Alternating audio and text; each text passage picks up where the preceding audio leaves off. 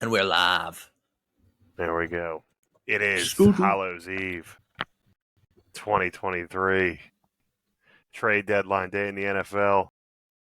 You may notice the lighting difference on former Washington Commander Chase Young back here. We got the all orange lights going over here for Halloween. We're ready to go. Absolutely gotta rock the orange lights. If I had any different lighting, I would do it for us, but pretty lame over here. You're just rocking the teal Slim The Shady look. CCU, rocking the boys, the college, new sweatshirt Eminem. just chopped at the Eminem bookstore. if he went to Coastal Carolina. Absolutely. Fresh off your first reality. Fresh off calling your first Coastal Carolina game where you got compared to Monsieur Tony Romo. Yeah, my boy was definitely hitting me with the glaze, but we appreciate it because it boosted the confidence a whole bunch. Yeah, Tony Romo, and now man, I'm next getting thing you know.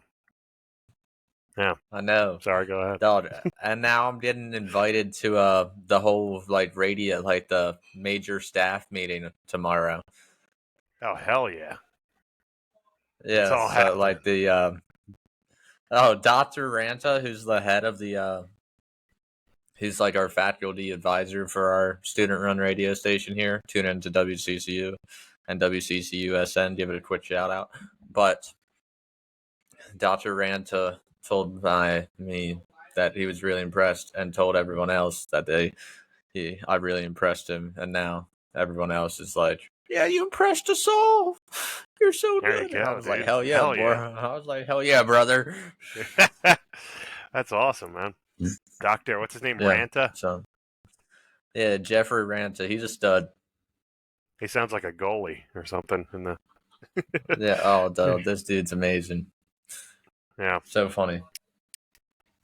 Well, quite the day today, specifically for the Washington Commanders, as I believe Absolutely. It's pretty safe to say that they made the biggest headlines today by trading their two former first-round picks, Montez Sweat and Chase Young, both entering free agency next season, presumably, without the tag. Both get traded. Montez Sweat, early afternoon, got dealt to the Bears for a second-round pick, which was unexpected. Why the Bears are buying right now? That was a huge one. I don't know. Yeah, I have no clue why the Bears would make a move like that.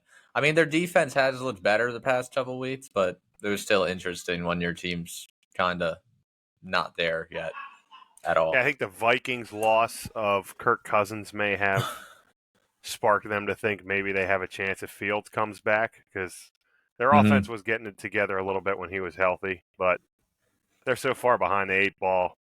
But I mean, the NFC is a complete mess. So, I guess there's that argument, but it's like, is that really what you kind of... I am a fan of, like, the Commanders, I guess, thought process. As far as looking towards the future. Since Josh Harris is the owner, and he is the owner of the 76ers as well, there is a lot of comparisons to the process.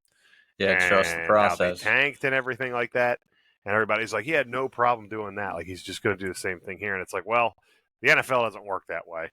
That Sixers roster was far worse and in a far different situation than this Commanders roster is, where you still have, like, I don't think a rebuild is necessary exactly from a roster standpoint. Retooling. But, I mean, the coaching staff and front office is going to be completely different next season. That's almost a 99.9% chance at this point. And, I mean, they're going to come in with now an extra third-round pick, an extra second-round pick, $90 million, I think, $90+ million in cap space.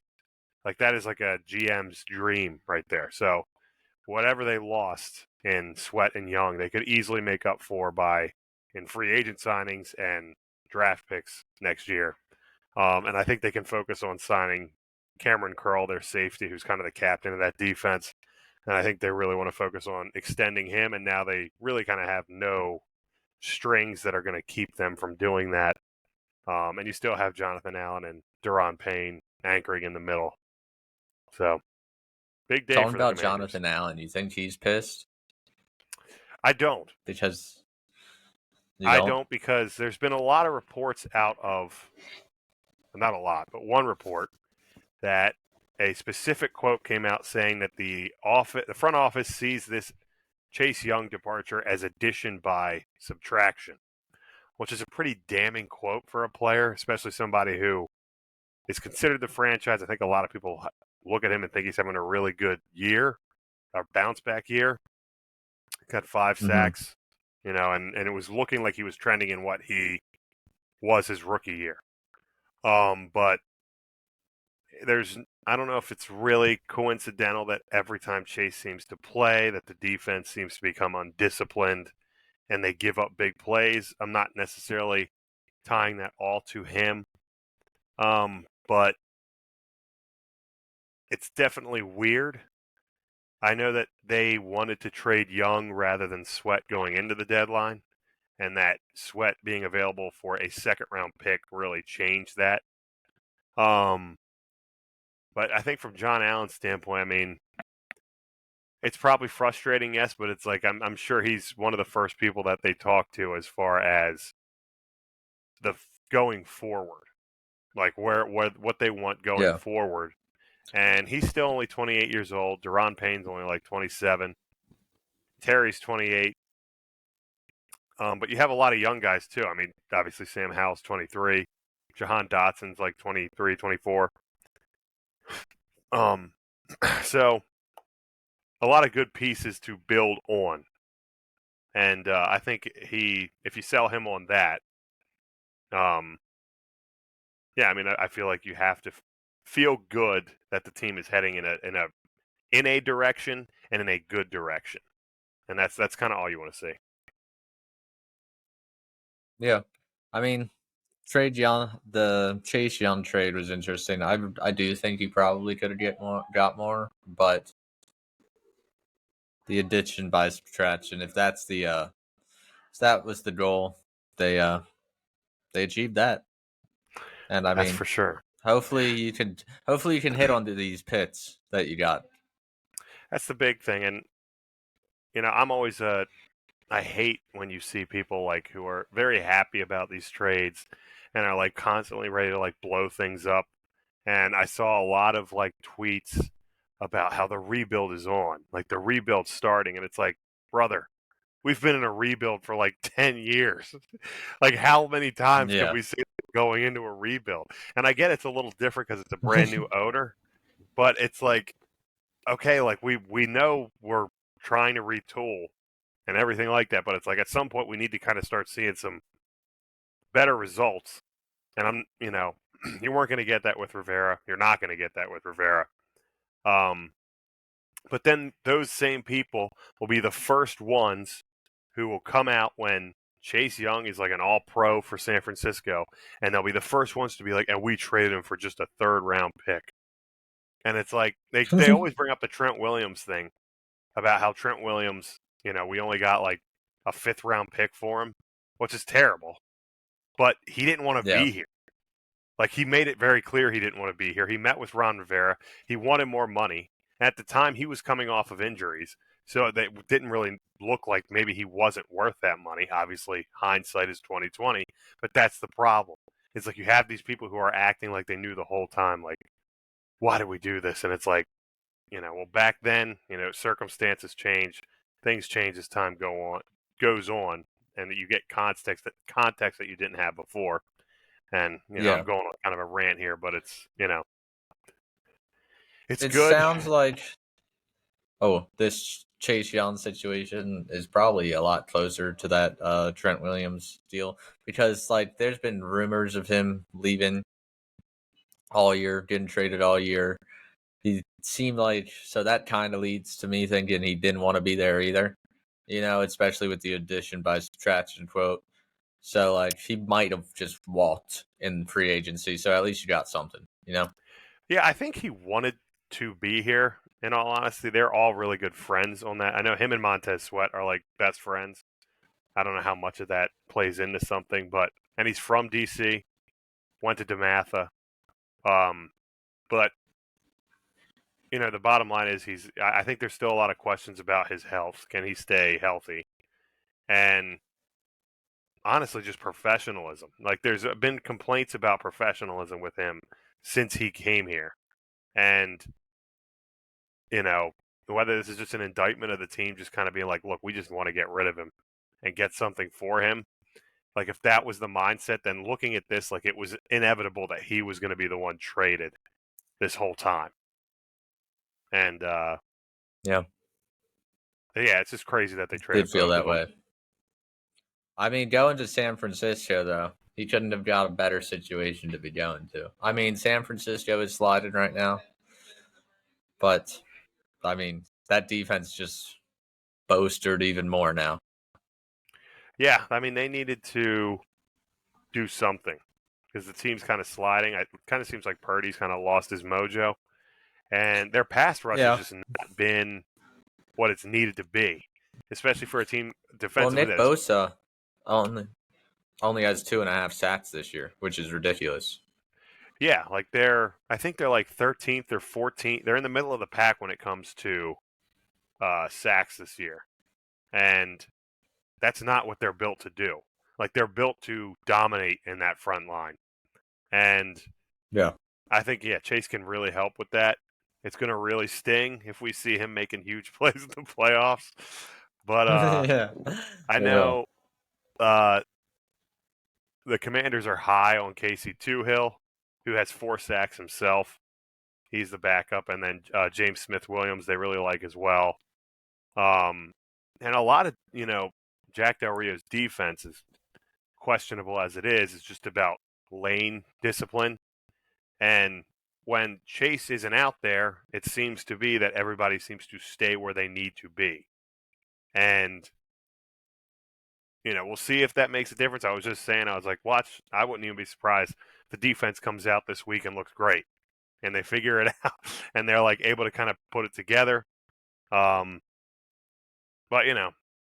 obviously this season is no longer the focus for Washington. No. And, we'll see what happens draft time, I guess. Saying that this season just becomes about what Sam Howell can do. Yeah. While your team was selling, my team did absolutely nothing in this trade deadline. So hate to see that. Would love to see the Steelers bring in a cornerback. God, I know. I mean, the Broncos beat the Chiefs, and I think the Broncos just kind of were like, all right, we're not selling anyone. We're back. They kept Judy. They kept Sutton. Yeah, they did. We're riding. But, so I guess my dreams, not even like Patrick Surtain was a long shot anyways. I always knew that. But, like, we didn't make a single move for that secondary, which I really think we really needed to do, especially cornerback. Like, Pat Pete and Cam Sutton, Levi Wallace just repeatedly, they're just left on the burner way too long already. They're well done. They're getting cooked so much repeatedly. So they're just crispy at this point. So I mean, we'll see what the Steelers do. Yeah, and now we don't even have Minkah holding it down at safety because he's hurt. So how long is he out? No moves. I'm not sure. I just know he's not playing this week. I didn't see like a week, a time frame, but I know he won't be playing this week. But Kenny P will be. Let me talk about that real quick. We would have won against Jacksonville if Kenny P stays healthy. And that should have been a flag. Jacksonville looks legit. They called.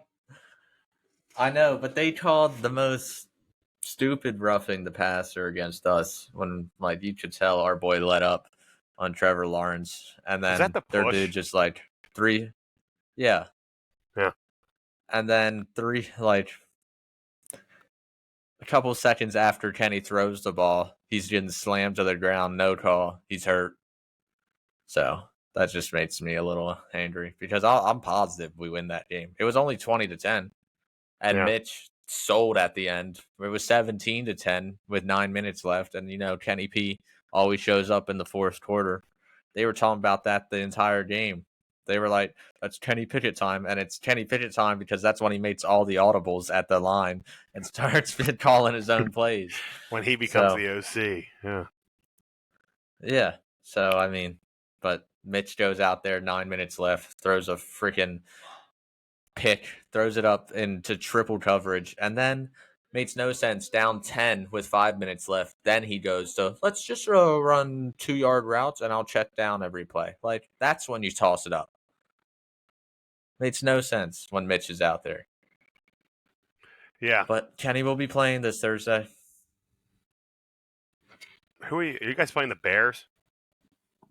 We got the Titans and Will Levis coming off his fantastic first game. But why did I think the Bears were playing? I mean, we might get cooked by DeAndre too, because again, we'll probably have Pat Pete on him or something. So Pat Pete will just get sauced all game by DeAndre Hopkins and Will Levis doing the smart thing. If you're a rookie quarterback, look to your best receiver and just toss it up to him.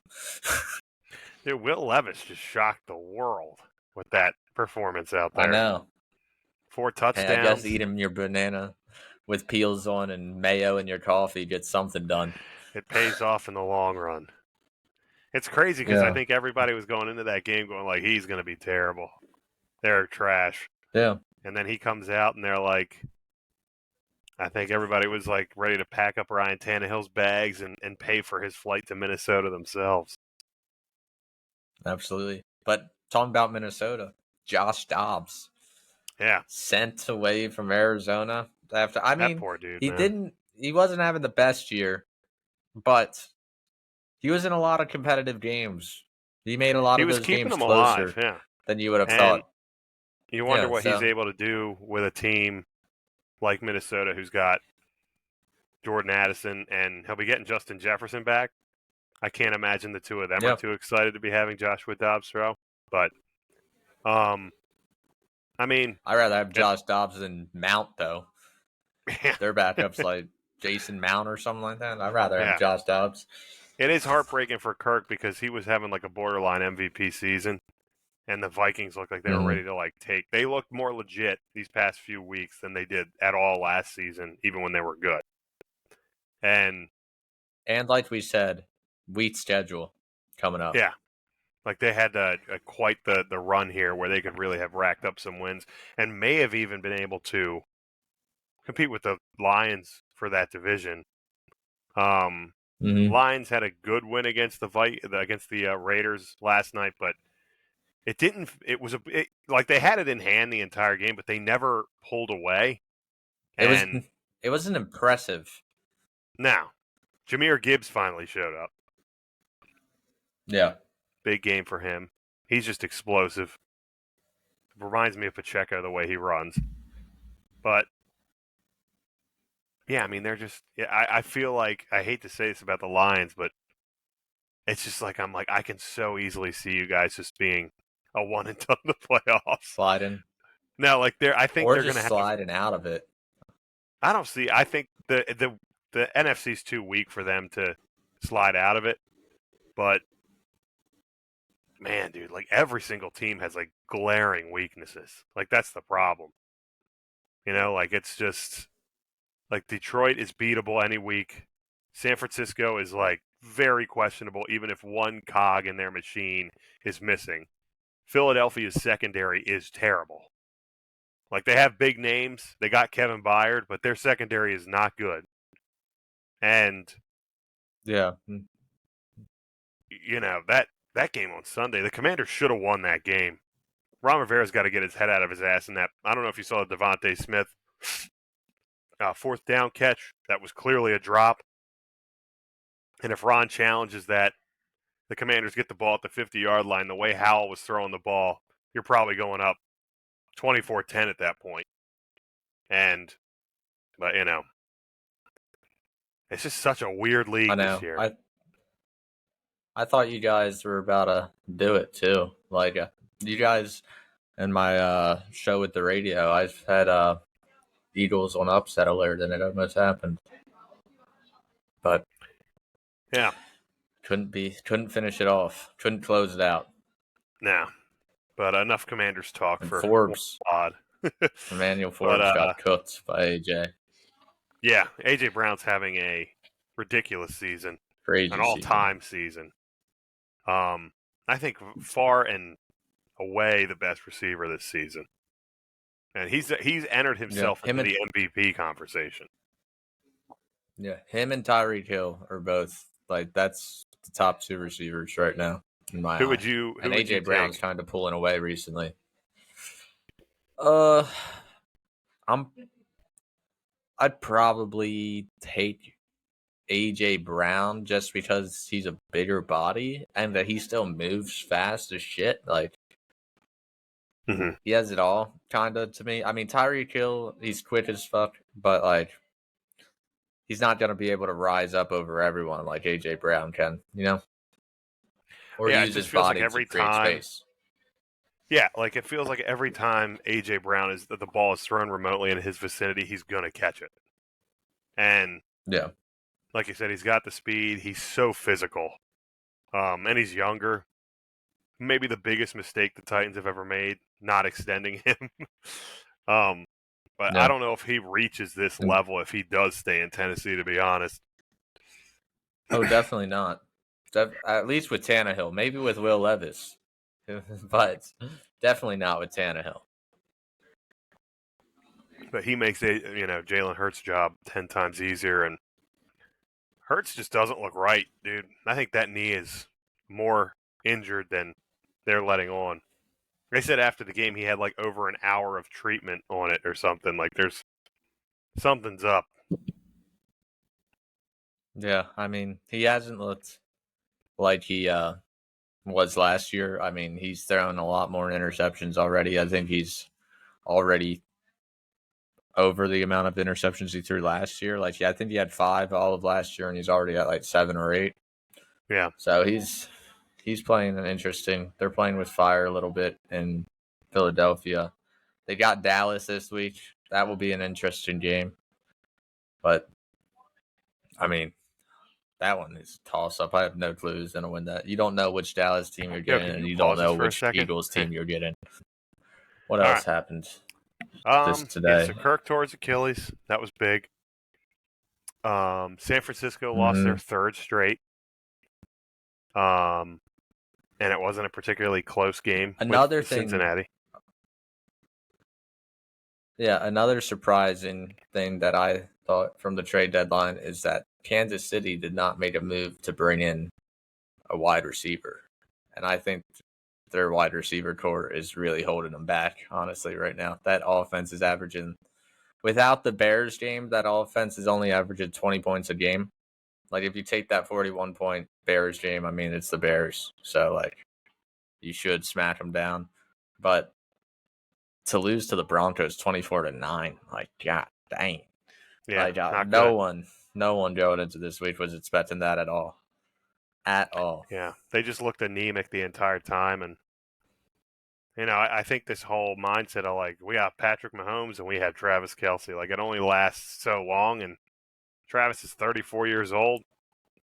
Yeah, I mean you have a lot of fast guys, but like I don't think any of them have kind of turned out to be what you needed them to be. Like Sky Moore is like a kind of cool trickster player. Kadarius Toney is super Sky fast. Moore, I think that experiment should be over. Sky Moore has just looked terrible to me. He just drops so many balls. Yeah, he's a special teams guy, but his speed can come through. Like obviously that play they had in the Super Bowl, but then Kadarius Toney just hasn't turned out to be what they need him to be either. And yeah, I mean they just need more. They need more out of their receivers, or they need to change their philosophy and kind of.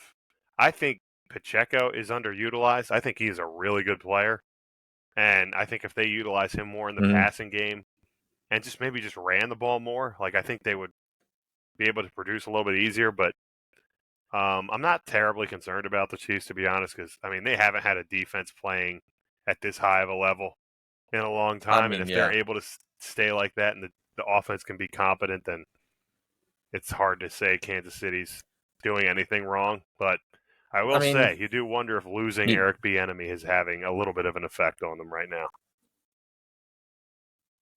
Yeah, I mean, you definitely don't have to worry about the Chiefs because, like you said, their defense is playing the best we've seen a Kansas City defense plays in years. But also, you got Patrick Mahomes as your quarterback, so you're gonna get at least 20 points a game most of the time. And if your defense is playing well enough, then that usually should be good enough to win most of the games. But it was an ugly week. Now, imagine if, I know this wouldn't happen because it would be a trade in the division, and that's very rare. But imagine if they called up the Raiders, offered them 2 first-round picks for the future, and maybe a couple later round picks, like a third, a fourth, or something like that. Just see if you could Devontae Adams any possible way. Just be like, what would it take? Yeah, you would think it's worth a shot, See, but I mean, they would never. Yeah, like you said, they would never do it. But that would have been interesting. That would have been very interesting. But yeah, I mean, I would have, if I'm the GM, you're calling them and just be like, what does it take? What do I have to give you to make this happen? Yeah, and where it's basically just good be enough let's for face you it, to make that you're trade. not competing right now. You got to do something. It's and Devontae's frustrated. Yeah, he doesn't want to be there. Yeah, Vegas is staring down a weird, a weird kind of hole right now. They just have a lot of middling guys who just are underperforming, and then you got Josh Jacobs and Devontae Adams who are just both pissed, it seems constantly, and Max Crosby is a top 5 defensive player in the league. Yeah, and here they are. But that's Vegas for you. Exactly. No one. They're baby. just, like I said, they're in no man's land. Yeah, they just win. But that pass to Devontae Adams. That's more of their motto these days. Ugh, terrible. Absolutely horrendous. That is the microcosm for their entire season right there. Just everything is right there in front of you, and then just. But he only had 1 reception last night for 11 yards.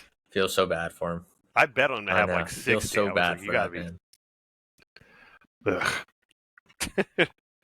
Yeah. That has to be pain. 60 yards with Devontae, you're like, that's easy. That's first quarter. That's a bad game for Devontae getting 60 yards. But not so much. I'd just sit out if I was him. Yeah. I'm over it if I'm him. I'd be like, give me the goddamn ball. I'm quarterback now. Yeah. But yeah. What else happened? I'm trying to think of what else happened this week.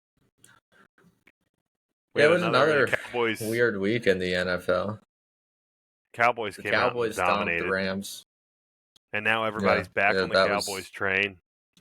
And everybody's talking about how the Cowboys are. I can't tell you how many times this week I heard, Cowboys offense seems like they're kind of finding their stride. And it's okay, you say this every single time they win a game, that they're finding their stride. And then they go and lose. And the Rams aren't that good of a team. Their defense isn't that good. No.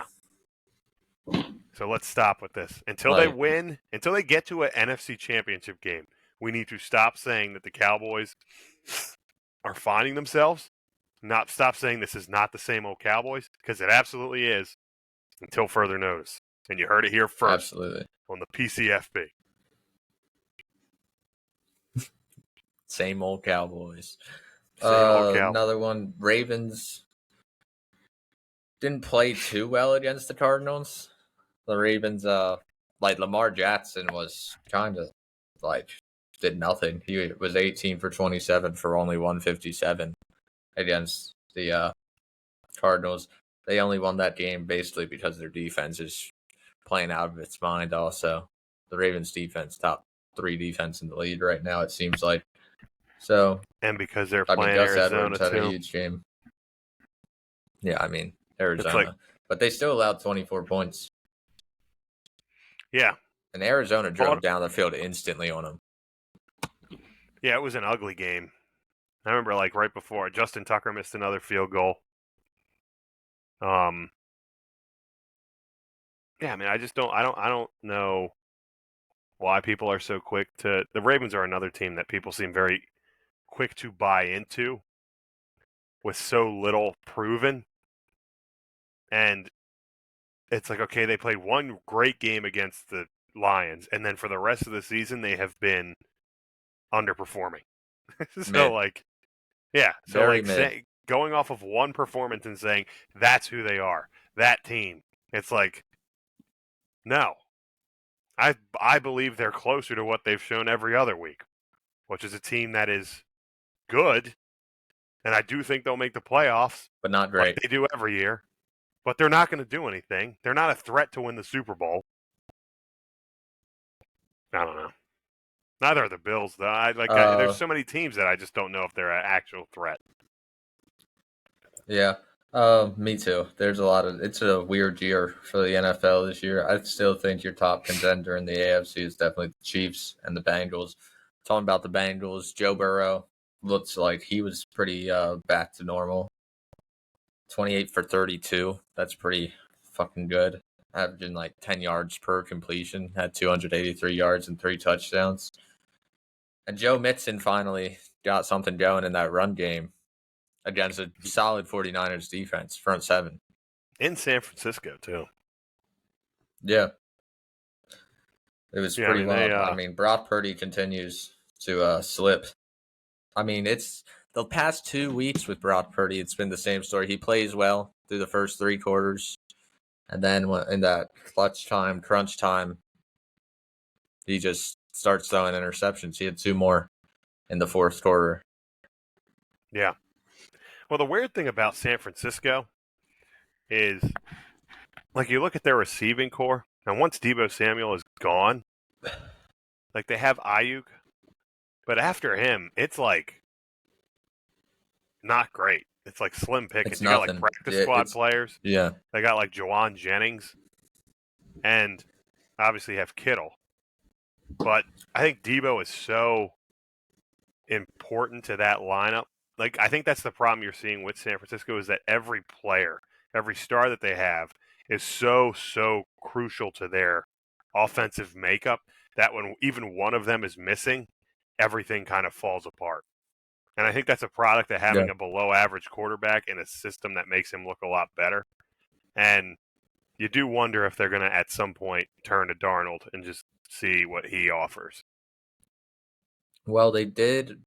Kyle Shanahan did compare him to Steve Young one day, signed him. But another thing about San Francisco is I did not like how fast they were this week to move away from the run game because McCaffrey was averaging 4.5 yards per carry, but he only got 12 touches.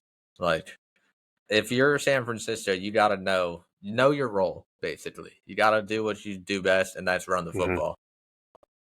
Yeah, got to pound it.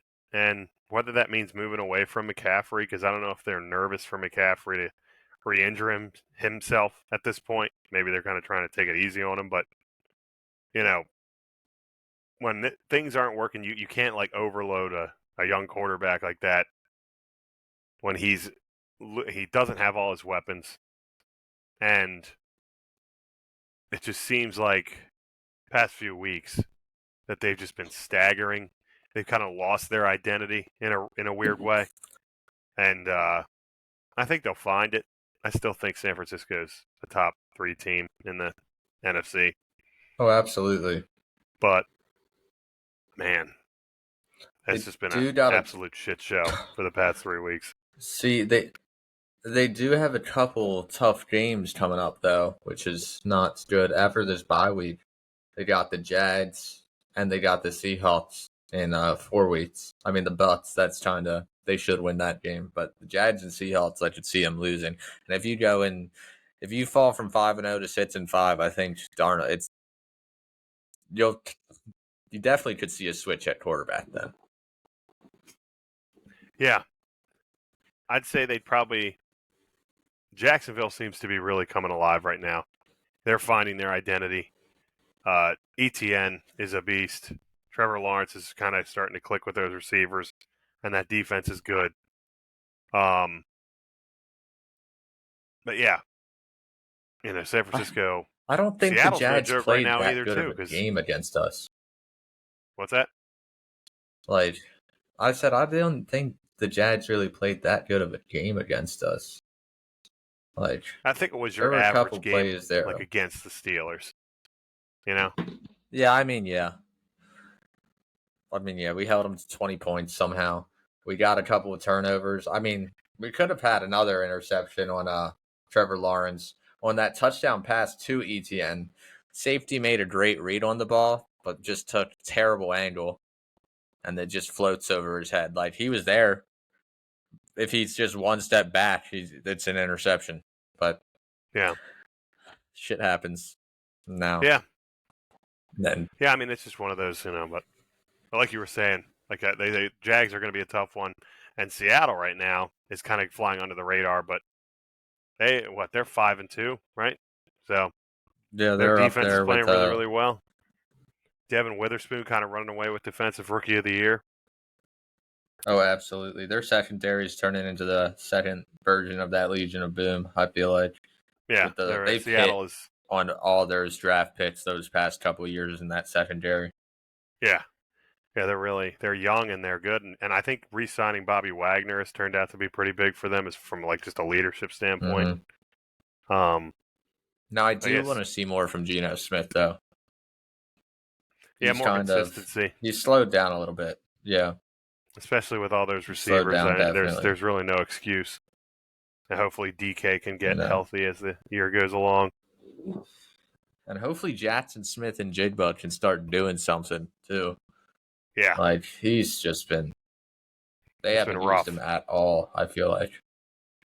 Yeah. So how about should we move to the MLB postseason? Yeah, absolutely. Talk about that briefly and then close it out.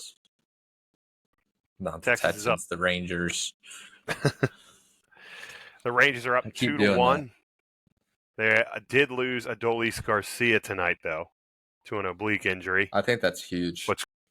That could be huge, especially to figure out how long it is. Max Scherzer's out for the entire World Series. I think he's close to hanging it up. He just keeps racking up injuries. Oh, yeah. But yeah, I'm not counting Arizona out. Do you think Corey Seager sees a pitch tonight? He shouldn't. He probably shouldn't. Yeah, I mean, without Adolis Garcia. Without Adolis Garcia batting behind him, I know Ethan Carter is popping off this playoffs. Yeah, Evan Carter was it? Okay. Mm-hmm. Well, he's been popping off. He's batting over 300 and has a 1 OPS, but a 1.000 OPS. But I'm not throwing a pitch to Corey Seager. Don't let him beat you anymore. Both games they've lost this series has been just Corey Seager's bat. Yeah, the problem with the Rangers lineup is that they're just so explosive, and it's it's anybody can really, really, really hurt you. Semien could come on at any minute, and Josh Young is really, really good too. So they're dangerous in all places, but they have a really, really bad Achilles heel, and the fact that their bullpen can implode at any second. It's why I think Arizona's probably going to pull this one. I think they pull this series out. It does fully depend on if Garcia is healthy. Yeah, I just think they have. They're consistent, and I think they have the more well-rounded team. Whereas, Texas needs to beat you one way, and if they don't beat you that one way, they cannot win. And I just don't think that's sustainable. Not against a really good team. Randy Johnson and Luis Garcia from that 2001 World Series throughout the first pitch tonight. Luis Gonzalez? Yeah, Luis Gonzalez. They both threw out a first pitch tonight, so I got them taking this game for sure. It's the top of the first with 2 outs right now. So it seems Randy like Cedar Johnson. did see some pitches because he got out. There we go. Yeah, Diamondbacks pitching has been great too. Yeah, it's really stepped up in this postseason. Yeah. I mean, Fott NBA kind is of back struggled as a little well. bit. I don't know if we want to talk about that at all, the NBA being back. I know you're not a big basketball guy. NBA, I mean, Victor Wembanyama is everywhere. I see clips of him everywhere. That dude's ridiculous looking. He literally looks like the real life Slender Man. That man's arms like touch the floor, but when he's standing, it's something ridiculous. I don't know if you saw today that James Harden got dealt to the Clippers from the Sixers. Yeah, I did see That's that. a big move. I did hear about that. Big move for the Sixers. Yeah. Very happy about it. Well, he didn't. Yeah, I think both parties are happy with that move because he didn't want to be there, and I don't think the Sixers wanted him there anymore. Yeah, it was just a bad situation. And he was old, and I think now that he's left, that's kind of unleashed Maxey and shown what Tyrese can really do. And I'm excited. Like, I just think this year, I think the more Maxey plays in that starting point guard role, the better he's going to get at doing actual point guard things other than scoring. And I'm glad they did not trade him for Lillard. And, I mean, all you need now is that two-man game with him and Embiid. Surround them with role players who can get the job done as far as shooting and defense, and, see what happens. But, yeah, very happy that this whole saga is finally over with again. Yeah. Got rid of the good old James Harden. I mean, it's wild to see a James Harden career path so far. Like, everyone, those Rocket days, everyone was best player never to win a ring, best scorer of all time, maybe. And now, just he's trying to taint his career after the Rockets. Tanked his reputation. It's just like he goes to a place, is unhappy, and forces out a trade. In this particular instance, he obviously played a role in his forcing himself out, but Daryl Morey didn't let him make like a spectacle, which I was very happy about. Like, he didn't let Harden kind of hijack a situation. And they got a decent haul for him, 2 first-rounders. One of them's like protected, and 2 second-rounders, and then a few role players. So, it's good. All right, is that should we wrap her up? Yeah, we can wrap her up. Wrap it. Stay safe, kids. Be safe out there. All right, wrap it up. All Absolutely. Right, well, we will hopefully be back on Sponsored Thursday. by Trojan. No. Sponsored by Hims or whatever that one is. Blue Chew. Yeah. Having trouble getting it up? Yeah. At 18? Eat this. It's always those TikTok ads, and they'll be like, "Does Blue Chew make a difference?" Yeah. And it's like a 19-year-old kid, and you're like, and then you'll get like the fake Joe Rogan ads, where it's like, you know what's funny? A small dick. You know how to deal with that? And then you buy 17 packs of whatever they're selling. Yeah, and you're like, Joe Rogan said it'll help. It shrivels up and falls off. All right. Well, we will be hopefully back on Thursday. We need to be better because that, like, I feel like we gonna go for a three episode week? Yeah, since we only did one last week. We can try. When do we want to do a third one? Yeah. We could do like Thursday and Saturday if you want. That sounds good. Or Friday. Yeah. Sounds good to me. So we'll try to get you 3 episodes this week to our 2 viewers. We know you guys are desperately waiting. We're signing out. Don't give up on us. Yeah. The YouTube short viewers, we know you guys have been lacking. We'll try to get you on. Where are they? Where are they with their horrible picks? Absolutely. All right. We'll see you guys. We had to take a week off after the last one. Yep. Exactly. Absolutely. Catch you Happy next Halloween. time. Happy Halloween. Happy trade deadline. Peace.